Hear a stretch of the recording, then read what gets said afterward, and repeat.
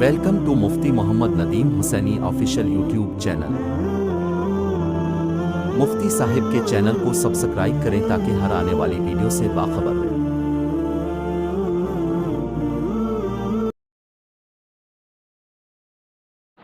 قال اللہ تبارک و تعالی فی الکلام المجید والفرقان الحمید ولا تأکلوا اموالکم بینکم بالباطل وتدلوا بها إلی الحکام لتأکلوا فریقا من اموال الناس بالإثم وانتم تعلمون۔ وقال النبی صلی اللہ علیہ وسلم الراشی والمرتشی کلاہما فی النار او کما قال رسول اللہ صلی اللہ علیہ وسلم۔ میرے بھائی دوستو، نبی اکرم صلی اللہ علیہ وسلم نے جو ہمیں شریعت دی ہے وہ دو چیزوں پر مشتمل ہے، قرآن اور حدیث۔ باقی دو چیزیں اسی سے نکلتی ہیں، اجماع اور قیاس۔ تو میرے دوستو، بنیادی طور پر نبی صلی اللہ علیہ وسلم نے فرمایا تھا ترکت فیکم امرین، دو چیزیں تمہارے اندر چھوڑ کر جا رہا ہوں، ایک قرآن پاک اور دوسرا پیغمبر کا فرمان یعنی حدیث رسول صلی اللہ علیہ وسلم۔ تو میرے دوستو، نبی اکرم صلی اللہ علیہ وسلم نے ہر معاملے میں انسان کی رہنمائی کر دی ہے، اور یہ شریعت ایسی ہے کہ قیامت کی صبح تک آنے والا ہر انسان اس کے مطابق زندگی گزارے گا، کبھی تنگ نہیں ہوگا، معاشرہ کبھی بھی تباہی کا شکار نہیں ہوگا۔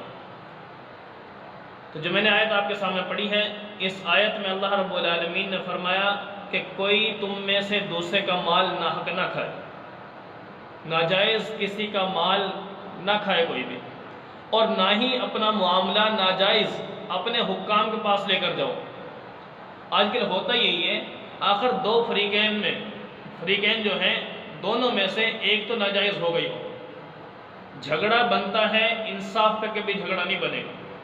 لازمی طور پر لا محالہ طور پر دونوں فریقین میں سے ایک فریق ناجائز ہوگا، ناحق ہوگا، حالانکہ اس کو پتہ بھی ہے کہ بھئی میرا یہ معاملہ نہیں ہے حق،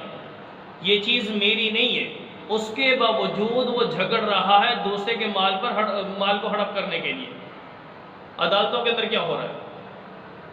ایک تو لازمی طور پر غلط ہوگا، جب تک انسان اپنے اندر اپنے رب العالمین کا ڈر پیدا کر لے گا تو وہ انسان کسی کو ستائے گا نہیں، تنگ نہیں کرے گا۔ جب پتہ ہے ایک بندے کو کہ یہ جگہ میری نہیں ہے، وہ کیوں اس کے اوپر قبضہ کر رہا ہے؟ اس وجہ سے کر رہا ہے کہ آخرت سے غافل ہے، دنیا کی اس کے اندر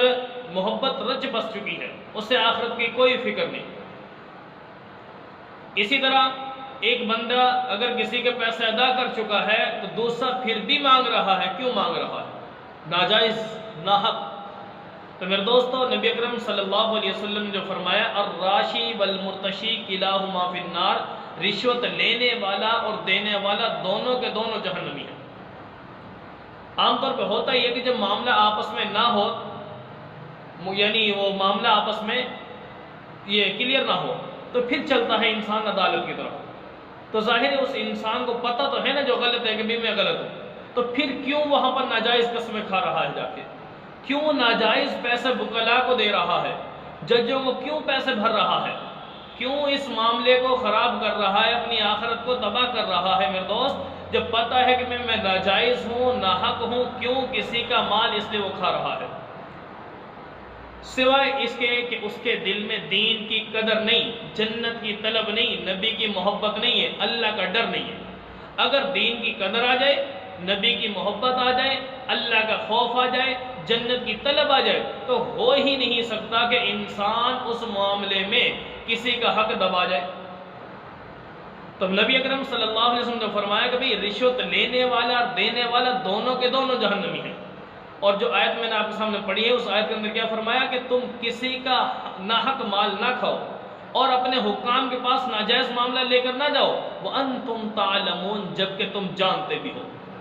ظاہر ظالم کو پتہ ہوگا میں ظالم ہوں، میں ناجائز کر رہا ہوں، غلط کر رہا ہوں، یہ اس کو ظالم کو پتہ ہے۔ تو میرے دوستو، اپنی آخرت کو سامنے رکھیں، کسی کا حق نہ دبائیں۔ تو اصل بات تھی رشوت کی، کہ رشوت لینا اور دینا، نبی اکرم صلی اللہ علیہ وسلم فرمایا، مختلف احادیث کی کتب میں ترمذی، ابو داؤد وغیرہ کے اندر روایت موجود ہے، فرمایا کہ الراشی والمرتشی کلاہما فی النار، رشوت لینے والا دینے والا دونوں ہی جہنمی ہیں۔ اور دوسری بات کیا فرمایا کہ رشوت لینے والے پر اللہ کی لعنت ہوتی ہے، نبی اکرم صلی اللہ علیہ وسلم کی لعنت ہے۔ تو میرے بھائی رہی یہ بات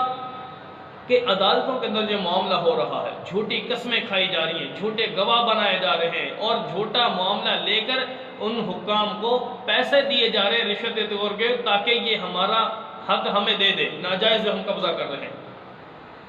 تو میرے دوستوں رشوت کہتے ہیں، عام طور پر رشوت کی تعریف بھی ذہن میں ہونی چاہیے، مفہوم میں عرض کر رہا ہوں، ایسی چیز کا معاوضہ لینا جس کا معاوضہ لینا جائز نہ ہو، معاوضہ لینے کا حقدار نہیں ہے وہ لینے والا، لیکن اس چیز کا معاوضہ لے رہا ہے۔ مثال کے طور پر کسی بندے کے فرائض منصبی میں داخل ہے کہ بھئی فیصلہ کرنا، حاکم ہے، قاضی ہے، جج ہے، کوئی بھی ہے، جو بندہ اس کام کو کر سکتا ہے اپنے کام کرنے پر مزید پیسے لے رہا ہے تاکہ بھئی میں اس کے پیسے کھا لوں، مجھے پیسے دے گا تو میں اس کا کام کر دوں گا۔ اب یہ رشوت کے اوپر، اس پیسے کے اوپر یہ لوگ بک رہے ہیں، جھوٹی قسمیں، جنت کی طلب دل سے نکال دی ہے، آخرت کا ڈر نکال دیا، جہنم کا کوئی خوف نہیں رہا۔ یہ کل قیامت والے دن پتہ چلے گا میرے دوستو۔ آج تو دنیا کے اندر ہم کام کر رہے ہیں، لیکن یہ بہت سخت معاملہ ہے۔ نبی اکرم صلی اللہ علیہ وسلم نے صاف طور پر فرما دیا، تو ہمارے پیارے پیغمبر صلی اللہ علیہ وسلم کا فرمان، اللہ کا قرآن بالکل بھی اس میں رد و بدل نہیں ہوگا۔